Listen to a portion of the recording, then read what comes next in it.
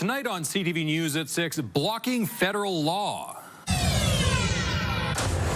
Province gets behind gun owners protecting their property and families. If somebody tries to come into my home and I have young children, the Crown should be considering that as a factor. What to keep, what to cut. City Council gets down to business on the new budget. It's something that I saw as an opportunity to see a decrease in the tax levy. And computers comparing faces to photos. I think there is a lot of value to this technology if it works as we hope it will. AI peering through police body cam lenses.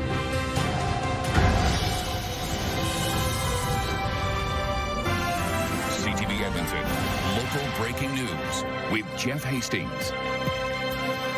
Good evening. Alberta homeowners who shoot intruders breaking into their homes could be spared from legal prosecution. The province is introducing a motion that would defy certain federal gun laws. CTV's Nariman Issa explains.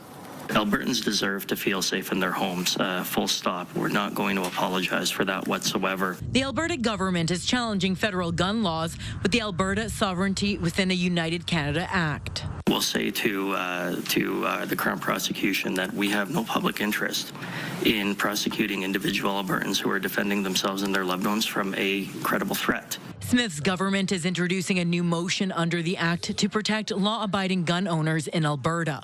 It would allow people to defend themselves and their loved ones on their private property. It would also direct provincial authorities to decline to enforce Ottawa's gun buyback program. Turning previously legal firearms into prohibited ones does nothing to make our streets safer. It simply punishes those who have acted in good faith and who have proven that they know how to follow provincial and federal law. Legal, not legal. Staff at the Southside Gun Shop are applauding the province's move. As part of our Canadian culture, firearms are hugely ingrained. It's been around since we formed this country. There's no need to take that away because somewhere else, bad people are doing bad things. Local shop owners say they are confused about what would constitute a gun to be legal or not legal. For instance, these two guns, they both look very similar. They have the same caliber, same magazine. However, this one not legal, this one legal. Shooters Haven says they take responsible gun ownership seriously. Dozens of the guns listed on the buyback program are locked up until further notice. And until we hear something from our government as to what we can do as a store to deal with these firearms, we just get to store them on our own dime. Public Safety Canada says if gun owners abide by the Alberta government's rules, they would have to export, deactivate, or turn prohibited weapon into police without compensation before the end of the amnesty periods or risk criminal liability, including for illegal possession. Naranisa, CTV News, Edmonton. Edmonton police will soon be testing artificial intelligence on officer body camera footage. The new technology will compare faces to photos in a police database. Gates Guarin has the story. Some Edmonton police body cameras have become smarter. AI is now behind the lens.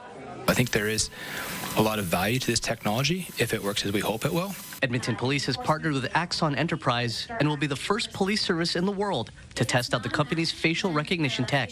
Police will use a pre-populated database with mugshots of offenders for testing. We know that this is a really powerful tool, and these are high-severity people that we're looking for. Up to 50 officers already using body cams will test how the tech recognizes faces and matches them to ones found on the database.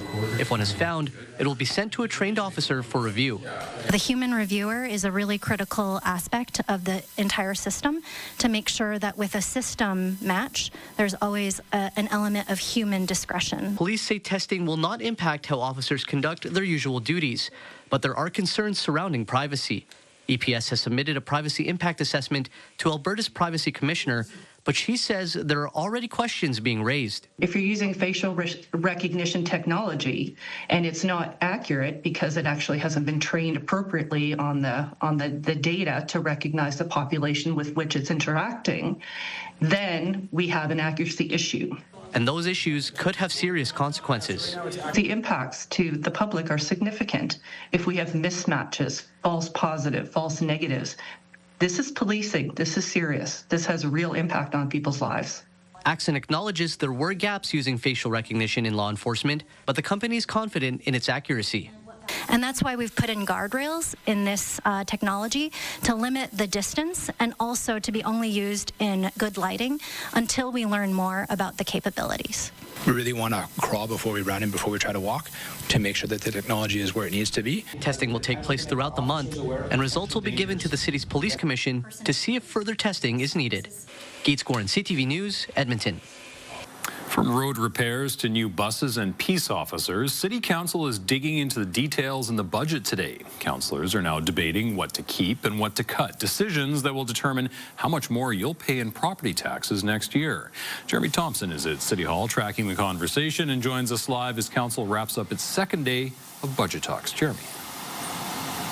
Well, Jeff, councillors are getting granular, debating cuts and spending they've proposed themselves and trying to get support from their council colleagues. The first decision council made today was to move forward with demolishing the old velodrome in Argyle Park now that the new one is nearly ready. That deferral could have saved the city about $3 million next year. It's something that I saw as an opportunity to see a decrease in the tax levy. As much as it sucks to bite the bullet now on it, I would say that because I don't really want to be going into the next budget cycle with this on the books, knowing that we have to do it at some point. That's the type of debate councillors are having on dozens of budget items as they look to trim the proposed 6.4% property tax increase for 2026.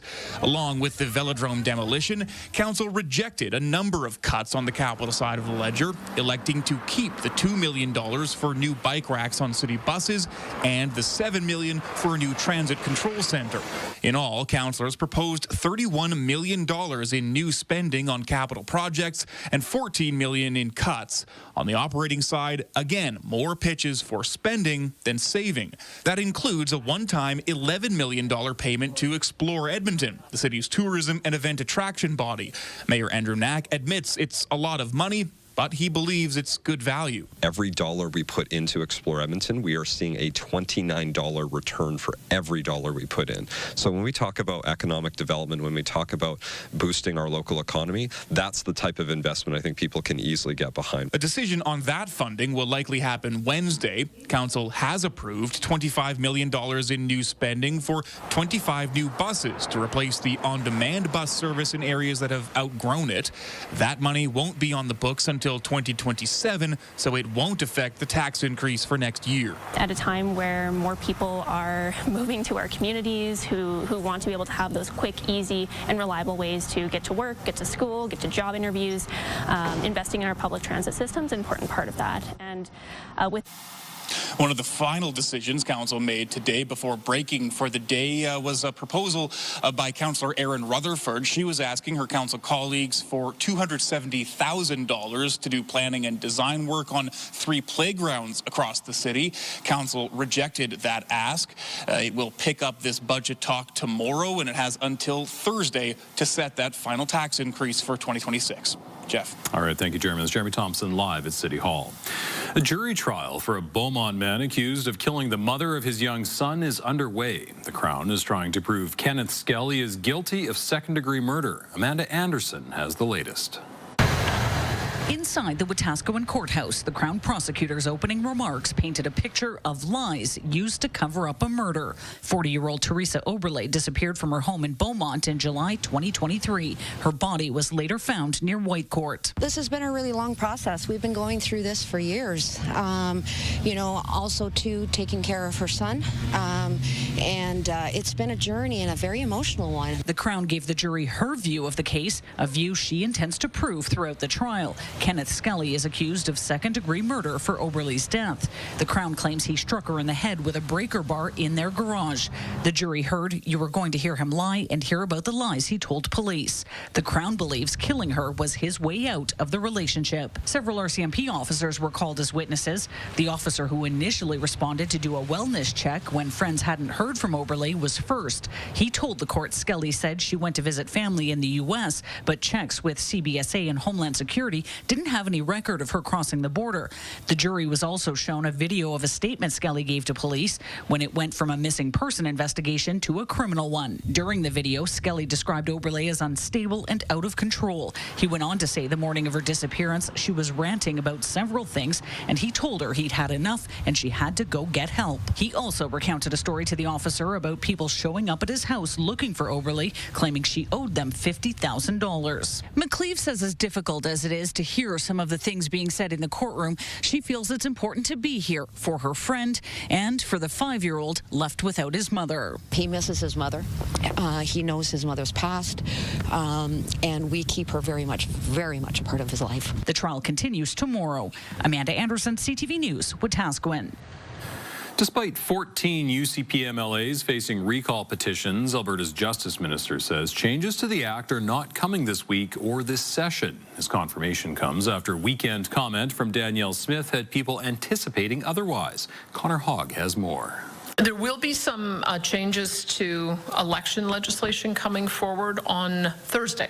And so I'll leave it to the Justice Minister to go through the technical briefing of what that looks like. Danielle Smith's response to a question about recall legislation provoked speculation Monday. Changes could be coming.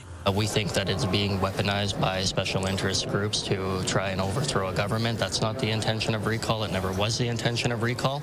But I can further say that those changes are being contemplated. They will not appear as part of any bill this session. Clearly, the government's struggling with the legislation they enacted a couple of years ago. Alberta's former Deputy Chief Electoral Officer says unless retroactive, any revised legislation would likely not apply to petitions that have already met their goal. These were started and commenced and approved under the existing legislation. If they make changes down the road, that won't impact the ones that are currently underway.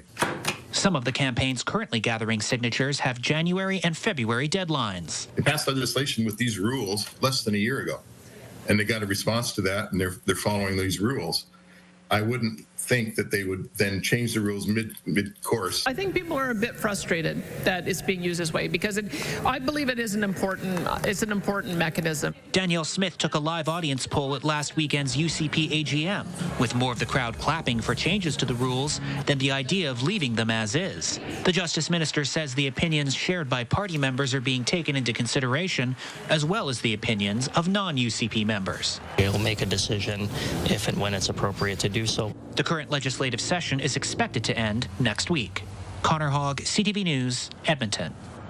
Alberta Infrastructure says it received 6 proposals to repurpose the old Royal Alberta Museum. The building in Glenora has been empty since 2015.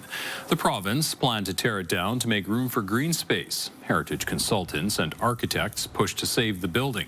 Last summer, Alberta's infrastructure minister said it would explore ways to repurpose the site. A spokesperson says of the 6 proposals received, 3 met requirements set out by the ministry.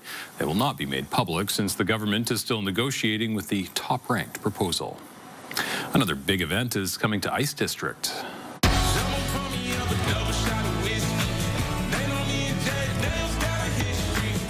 Shabuzi will be headlining the first Boots and Hearts Festival in Edmonton. Russell Dickerson will headline the Friday night. Boots and Hearts is a major country festival out east. Full lineup is still to come. The festival runs August 28th and 29th in Fan Park. Tickets go on sale tomorrow morning at 10. She said to me, Jimmy, we're at a crossroads in our relationship. Down one road is hard work and commitment, but ultimately, happiness. And down the other road, well, the other road is a dead end. And I said, that's not a crossroads, that's a T-junction. Comedian Jimmy Carr is coming to Rogers Place September 25th, 2026. 2026 Carr's tour will take him to 31 cities across Canada, including Fort McMurray and Grand Prairie. Tickets go on sale Friday morning at 10. I'm not gay. And first check on weather. Josh is out at Trail Appliances for Toy Mountain. Josh. Yeah, we're down here because today, being Giving Tuesday, we're giving you a chance to help out BGC, Big Brothers Big Sisters of Edmonton area, and potentially help yourself out. I've got Taylor Broderick with Trail Appliances with me. How have things gone through the day today? So far, so good. Yeah, there's been a lot of action at the mountain here with the Day of Giving. So, and it's not done yet. We got till 7 o'clock here tonight to continue on. So tell me about this whirlpool. This is what potentially someone who came by and donated today could go home with. Yes, you betcha. So ending at 7, it's been running since 7 a.m. A donation in store for any toy or cash whirlpool. Our lovely trade partner was generous enough to donate this whirlpool set of laundry for one lucky winner that gets put into a draw for any donations up today. So again, thank you, Whirlpool, for that. And I know that we just talked to Stacy and Shanna, who drove out from Spruce Grove just specifically to donate to Toy Mountain, and they're hoping that they're the lucky winners of that one. Hey, how important is supporting community causes and Toy Mountain to Trail? For sure. Yeah, it's always been important to us, and it's going to go back just to date back to our founding fathers of the company. My grandfather, Grandpa Jack, and my Uncle Paul, they always stress the importance of supporting and being involved in the community wherever we can, and that's stuck with us for over the 50 years we've been in business. So, well, I know we've appreciated your guys' support over the 10 years that we've been doing Toy Mountain. Taylor, thank you. As Taylor mentioned, you have until 7 p.m. So if you're in the area, Trail Appliances Edmonton South, stop by and see us. You got a couple minutes left. All right, Taylor, I'm going to do a little bit of weather now. We're here in the drop zone at Toy Mountain, which is fitting because temperatures were also in the drop zone through the day today. Look at that, 3 degrees for a daytime high today, just after midnight. Temperatures stayed above 0 up until about 6 in the morning, and then by lunchtime, they had dropped to -7, which is pretty much what we had expected. Temperatures were going to fall through the day today. We've since slipped to -10 after kind of leveling off in that -7, -8 range through most of this afternoon. Flurries off to the west of the city. Looks like they'll stay there for the rest of this evening, but there is snow in the forecast for tomorrow. You know what else is in the forecast for tomorrow? A return to above 0 temperatures. We'll take a closer look at that and the rest of your 5 and 10 day forecast in a couple minutes. Sounds great. Thank you, Josh. Students and staff at Norquest College are hacking toys to benefit kids with disabilities. Mayor Takash explains. Okay, so here's this one. Norquest College looks more like Santa's workshop these days. It's actually strangely easy, like with the right setup and the right instructions and the right supports around you to actually take a toy and turn it into something that can be used by any child. Hacking the Holidays is an event where students and staff remodel toys to make them more accessible for children with disabilities. And they're creating a switch or an adaptive tech into that toy. So children that have limited mobility in their hands can now just have to press one button, making it easier for them to play with the toy. So I'm adapting this super fun koala toy for a child with an experience of disability so that they can engage in play alongside their peers and like any other child would. 40 different items have been transformed, including this popular Lilo and Stitch toy fresh from the box. So what I've done is I've opened it up. I've taken the switch, the switch apart from the actual functionality of the toy, and then modify it to make it more accessible. Store-bought accessible toys can cost upwards of $100. The ones created here will be donated to children in the Edmonton area through Makers Making Change. Too bad I won't be there to see like the little person open it and like how happy they are, but it's fun to imagine. And they'll be delivered just in time for Christmas. Merrick Takash, CTV News, Edmonton. Still ahead, there's an app for that. So important to help our local economy by supporting businesses that are made right here in Alberta. A directory at your fingertips helping you support local this holiday season. And there's a high probability that we will open sooner than then, but it is a weather-dependent attraction. Edmonton Ice Castle is taking shape in Ice District. We'll tell you when builders expect it to be ready.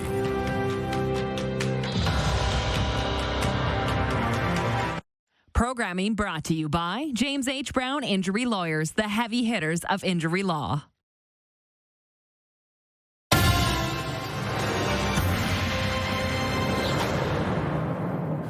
Lots of people turn their attention to shopping this time of year. Local shops and producers hope people will remember to turn to them when they're looking for gifts or ingredients for holiday dinners. As Sasha Pietramala reports, the group has just launched an app to make it easier for shoppers to figure out what comes from Alberta.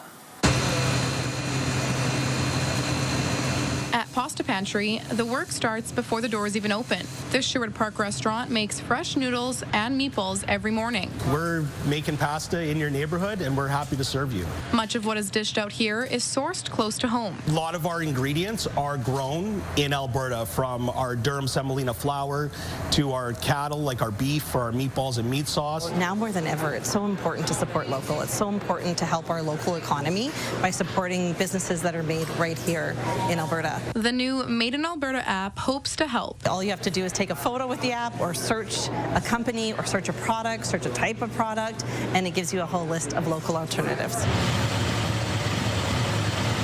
Signing up was a no-brainer for this local chocolate shop. It was really important because we're definitely not street-facing, so we're tucked away. And this app will definitely bring a lot more people in the store or just to visit our website and maybe purchase online.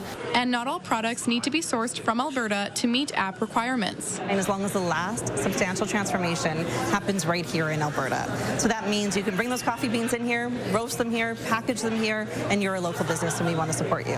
Vendors say the app makes it simple to market their goods. You log into Made in Alberta and sign up. It's just a couple clicks and you import your products, your pictures, your descriptions, and you're basically live. We're taking steps into doing a lot more work in sourcing directly, which involves a lot more time, a lot more money. Currently, just over 600 vendors are on the app with no limits on how many can join. Sasha Petramala, CTV News, Edmonton. The city is reminding Edmontonians it will be up to you to get rid of your real Christmas trees after the holidays. The city says only 2.5% of Edmonton households set trees out for curbside pickup last January. It says getting rid of the collection will save the city money that can be used for other things. You can drop off real Christmas trees at any community recycling depot from December 27th to February the 7th. You can also drop it off at an eco station or the Edmonton Waste Management Centre at any time. Sounds of the holiday season are ringing out at City Hall this week.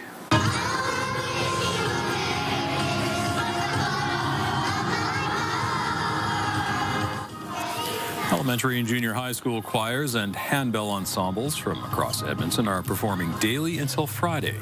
The performances are free, however, donations to the food bank are welcome. Everyone's invited to attend anytime between 11 a.m. and 2 p.m. in the City Room. Tickets to tour a castle made of ice are now on sale. The Edmonton Ice Castle is taking shape in Ice District. Builders say -9 degrees Celsius is the sweet spot for making ice. Organizers expect the attraction to open later this month, depending on the weather. For now, advanced ticket sales are for January 10th onward. There's a high probability that we will open sooner than then, but it is a weather-dependent attraction. And so with that, we set those tickets to be on sale for dates that we are confident will be open. Once ready, the Ice Castle will be open for visitors every day except Wednesday. Ticket prices range from $15 to $24 a person. Still to come, the impact of generosity. When we don't raise enough money, it means that less people get help. How you can support your community this Giving Tuesday.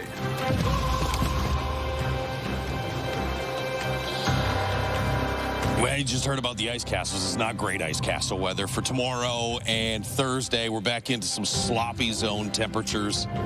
But it is going to get a lot colder Friday, Saturday. We'll talk about that from CTV's Toy Mountain right after the break. Programming brought to you by Century Casino. 3 great locations: Edmonton, St. Albert, and Century Mile. Programming brought to you by James H. Brown Injury Lawyers, the heavy hitters of injury law.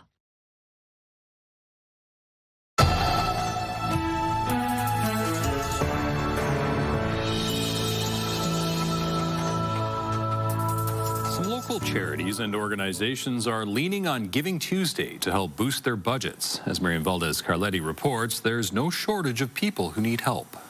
When children walk through the doors of Kids Cottage Edmonton, they're given a safe and warm place to stay, a moment to forget what's happening at home. They actually just get to have fun and they get to be a kid. Kids Cottage provides care and shelter for families going through a crisis.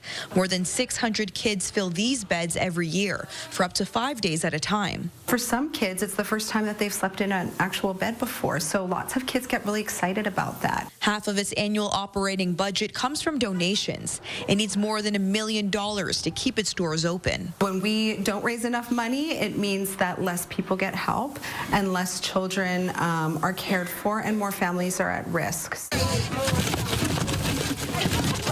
Relying on donations to help families in need is something Holiday Hamper knows well. We're going to probably be helping over 2,000 families again this year, so that means 2,000 turkeys. Something that's only possible through donations.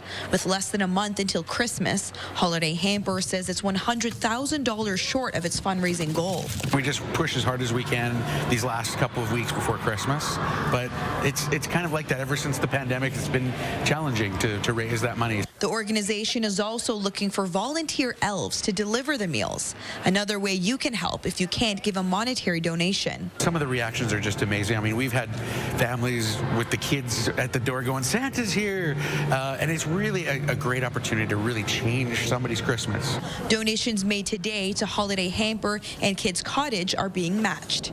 Miriam Valdez-Carletti, CTV News, Edmonton. Okay, back out to Josh now at Toy Mountain. Josh, the forecast has some variety to it this week. Yeah, some ups and downs, especially for temperatures. Snow almost every single day as well, although it's really not until Friday that we get the potential for some heavy snow. Hey, listen, we're at Trail Appliances South. Just want to say thank you to everybody that came by here today to make a donation to BGC, Big Brothers Big Sisters of Edmonton area. And if you couldn't come by today and you've already donated, or if you're planning on supporting CTV's Toy Mountain, thank you. You're really making a huge difference in the lives of the kids that BGC Bigs supports.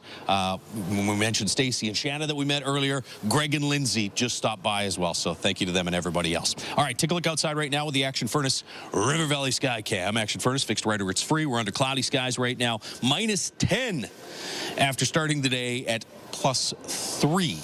Although, really, since noon, it's been in the -7 to -10 range. Still 1 in Jasper right now. A lot colder off to the northeast. Fort McMurray's at -17. It's -13 in Cold Lake. We're going to see temperatures slide into the -20s in east central and northeastern Alberta later on tonight.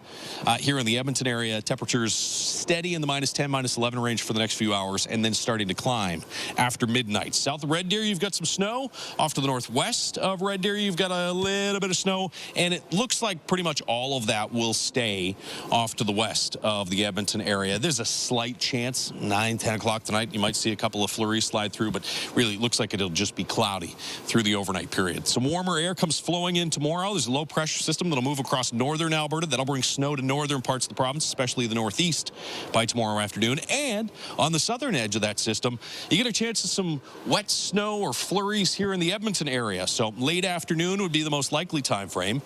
Another area of low pressure builds in behind that system, and so we'll start Thursday with some snow west and northwest of Edmonton, and as the day goes on, pretty good chance that we'll see some wet snow or maybe even a little bit of a rain-snow mixture through the course of the day Thursday. So temperatures are going to be 1 degree or 3 above zero for daytime highs the next couple of days. It's going to be awfully sloppy through the afternoons. Tomorrow morning, though, a little slick out there as everything is frozen over through this afternoon, and we'll still be around -8 tomorrow morning. By lunchtime, should be just slightly below zero and 1 degree or 2 above zero by late tomorrow afternoon. -2 Thursday, then 3 degrees in the afternoon with that chance of a rain-snow mix. Temperatures falling once again Friday, so a similar temperature pattern to what we had today, just colder in the morning than what we started out with this morning, and a lot colder in the afternoon than where we're at right now. -10 range Friday morning, -14 by Friday afternoon, and that chance of snow Friday. I mean, late tomorrow, looks like maybe a dusting to a centimeter if we get anything. Thursday, probably not a huge accumulation. Friday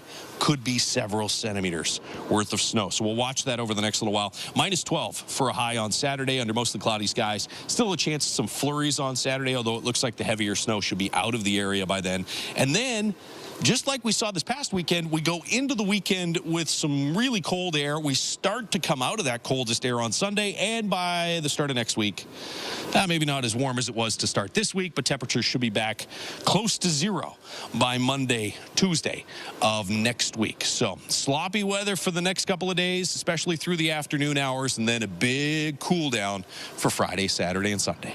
Okay, thank you, Josh. Coming up, First Nations say no. We will use every measure possible to fight and oppose an oil pipeline.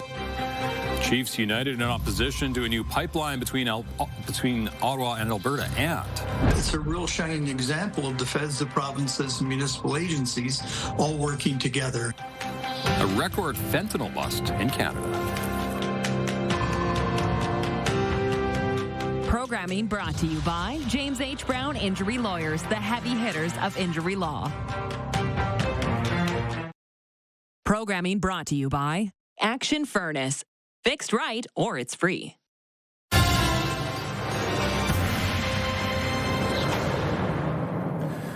First Nation chiefs gathered in Ottawa today, united with a message that Indigenous people must be consulted about development on their land. CTV's Abigail Beeman reports. Do you respect the direction of the rights and title holders? A chance for First Nations to hear from the Prime Minister and ask a few questions. I look forward to that meeting at the earliest opportunity. Mark Carney says he will meet with coastal BC First Nations chiefs, staunchly opposed to the new MOU between Alberta and Ottawa that sets the stage for a new pipeline.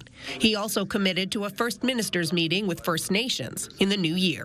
Under the leadership of the Minister of Indigenous Services, this government intends to introduce water legislation in the spring of 2026.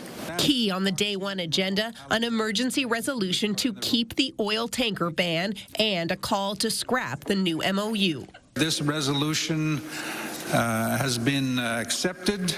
It passed unanimously. First Nations in Canada are feeling overwhelmed, that they're feeling as though there is the duty to consult is being undermined. Merle Alexander is representing 2 coastal BC First Nations. There also is a real pushback against this regression on environmental and climate change policies. Canada can create all the MOUs, project offices, advisory groups that they want, but chiefs are united. When it comes to approving large national projects on First Nations lands, there will not be getting around rights holders. It's a message not just coming from BC, but chiefs across the country. We've had enough of being excluded, and there's going to be trillions of dollars going to be extracted over the next 10 to 100 years, and for First Nations to get chump change, it's not going to happen. The Special Chiefs Assembly continues here until Thursday. Also on the agenda, a plenary session about the Major Projects Office and Indigenous Advisory Committee. Abigail Beeman, CTV News, Ottawa. One energy industry expert says the recent energy deal between Alberta and Ottawa could have more immediate benefits than a new pipeline. Richard Masson with the University of Calgary School of Public Policy says difficulties building pipelines like TMX and Northern Gateway mean a brand new project will be a hard sell to investors. However, he says the terms of the new agreement could mean growing production for existing pipelines. He says that's a more realistic outcome than a new project which would require a 20-year commitment from producers. And there are not that many producers anymore, so each of them would have to make, big commitments over 100,000 barrels a day. It just doesn't seem very likely given where we're at. But let's hope that we can actually start to move the system faster and move to a higher level of production growth. That'll really add value for Canada. He says the agreement does show Alberta and the federal government are willing to work together to bring investors back to Canada. A joint strike force involving more than 100 police agencies in Canada has resulted in record seizures of fentanyl. Ottawa says the enforcement forced on Canada by the Trump administration is revealing massive amounts of drugs being trafficked in Canada, but not across borders. CTV's Judy Trin reports. These investigations took place on opposite ends of our province. For months, police across Canada, in big cities and small towns, have been targeting organized crime. We did find this group had certain photos or emblems. Between May and October, a joint strike force of more than 100 police agencies focused on taking illegal fentanyl off the streets.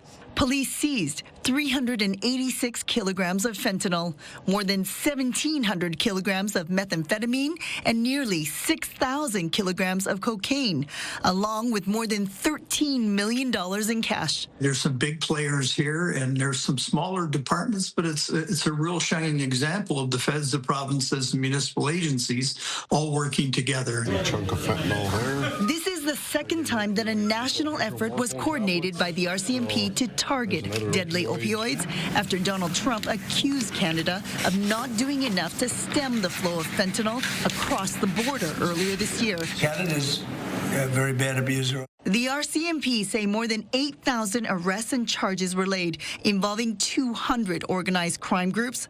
Despite the record quantities of seizures, investigators say fentanyl is being trafficked for domestic use, not being exported. The source is not each other. The source is from external countries, external regions.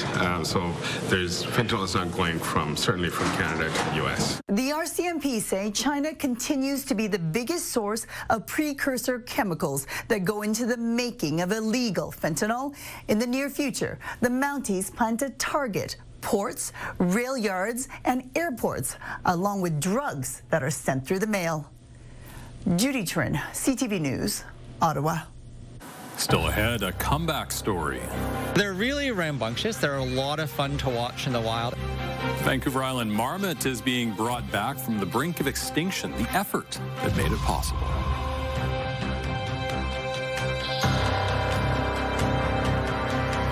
Help us build a mountain of toys. Donate today at ctvedmonton.ca. Looking at today's market numbers, the Canadian dollar holding steady near 71 cents U.S. Oil down 68 cents, closing the day at 58.64 U.S. a barrel. Gold lost $54 today. The TSX closed lower, down 52 points. The Dow Jones made gains, up 185. Two of Canada's richest families are set to purchase the Hudson's Bay Royal Charter at an auction tomorrow. The Thompson and Weston families are expected to offer a starting bid of $18 million for the historic document. No competing bid has emerged as of now. The Royal Charter is a significant piece of Canadian history dating back to 1670. The families say they have plans to donate the charter to be shared by the archives of multiple museums. Luxury brand Prada says it has completed the acquisition of high fashion brand Versace. Prada signed an agreement in April to buy Versace from a U.S.-based company for around 1.3 billion euros. That's about 2.1 billion Canadian dollars. Versace was founded in 1978 by Gianni Versace in Milan. Its brand became known for its bold and glamorous style. Shortly before the deal was announced in March, Donatella Versace stepped down after nearly 3 decades as the brand's creative chief. YouTube has released its list of the top trending videos in Canada in 2025, and it appears K-pop hit all the right notes with viewers.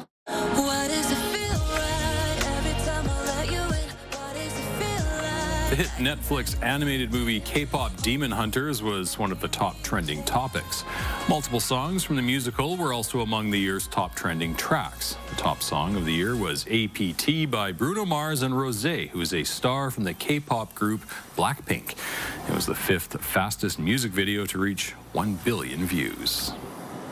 An animal unique to Canada is making a comeback, thanks in part to an Alberta conservation program. The Vancouver Island marmot population was below 2 dozen. Now it's over 400. CTV's Andy Garland reports. Sibling rivalry is a part of growing up for these two Vancouver Island marmots. They're really rambunctious. They're a lot of fun to watch in the wild, and then they'll stop and they'll go and they'll boop noses, which is a pair bonding activity. They're 2 of 427 Vancouver Island marmots that are in the wild today. The early recovery plans that were drafted, 400 was the dream, right? That was sort of the initial kind of target. That was the goal. It's taken the Marmot Recovery Foundation more than 2 decades to reach the 400 milestone. The perspective that we try and take is, when we started this program, we could find 22. That was how many marmots we had left in the wild. The foundation says that the most effective and strongest tool for population growth has been the captive breeding program they do, alongside the Calgary Zoo's Wilder Institute, as well as the Toronto Zoo. It's important to recognize that when a population gets down to so few individuals out in the wild, it's really unlikely that they're going to recover without human intervention. It's unbelievable. Without the efforts of all of the partners and without ex-situ breeding for release into the wild, I can almost guarantee you that the Vancouver Island marmot would be extinct. Even though they're seeing good reproduction numbers, all parties agree the marmots are not out of the woods yet, and more work still needs to be done. Pups surviving to adulthood, I think we still have a bit of work left to go on that front. The other thing we want to see is good dispersal. So marmots moving around between colonies. The foundation adds that all the work being done to bring back the Vancouver Island marmot from the brink of extinction is all because of donations from Canadians wanting to see this made-in-Canada species thrive. Andy Garland, CTV News. Coming up, breaking down some big concepts. They're able to actually turn them to mimic the structure and function of actual human organs. An Alberta student is explaining organoids as part of a global competition.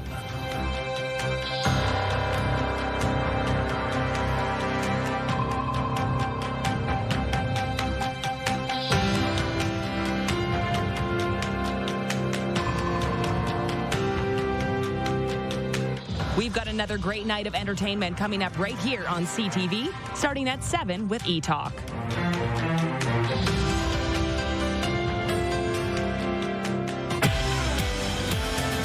Wednesday on Your Morning Edmonton, we're expecting snow over the next couple of days. After an icy commute Tuesday, we will give you the weather and traffic updates you need to get there safely. Your Morning Edmonton, weekday. Programming brought to you by Southview Acura. Experience the elegance of the all-new Acura ADX.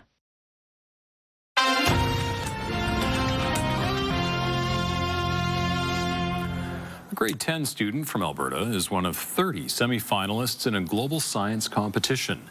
The Breakthrough Junior Challenge sees students produce imaginative short videos on difficult scientific concepts. CTV's Kevin Fleming reports. Now, we use pluripotent stem cells, shape-shifting potions that can become any tissue from the 3 germ layers. The creative video is 2 minutes long, and Annie Odofia learned about organoids after researching her mom's retinal eye surgery. Well, organoids are is a cool scientific concept where scientists are able to use 3D cell cultures, which are just stem cells from your body, and they're able to actually turn them to mimic the structure and function of actual human organs. Her video was noticed by judges in the Breakthrough Junior Challenge, a global science video contest. She made the cut from 5,000 applicants to just 30 semi-finalists. Yeah, I'm really pumped about it. I'm still kind of processing the fact that I'm actually in the top 30 for a global competition, but I'm extremely grateful, and I'm grateful for everyone that has helped me and supported me. Annie's mom says her daughter has always been interested in STEM subjects and isn't surprised she's done so well in this competition. This is the proud mommy moment right here. So her father, her sister, and I, we are incredibly proud of Annie's achievement. Annie, right from a very young age, I would say that Annie has been an outstanding go-getter. Now Annie has to rely on the public for a little help in the challenge. She needs people to watch her video on Facebook or YouTube and click on the heart or like icon. The more votes she gets, the better her chances. They can help out by actually watching the video, but more importantly, liking it, because in order for you to become a regional champion per se, or even win the popular vote, it's the video that has the most number of likes. The People's Choice category closes on December 9th, and that's when Annie will find out if she's made it to the finals. Kevin Fleming, CTV News, Calgary. That's our show for this evening. Thank you very much for sharing your time with us. For news anytime, visit our website, ctvnewsedmonton.ca, or you can find us on YouTube.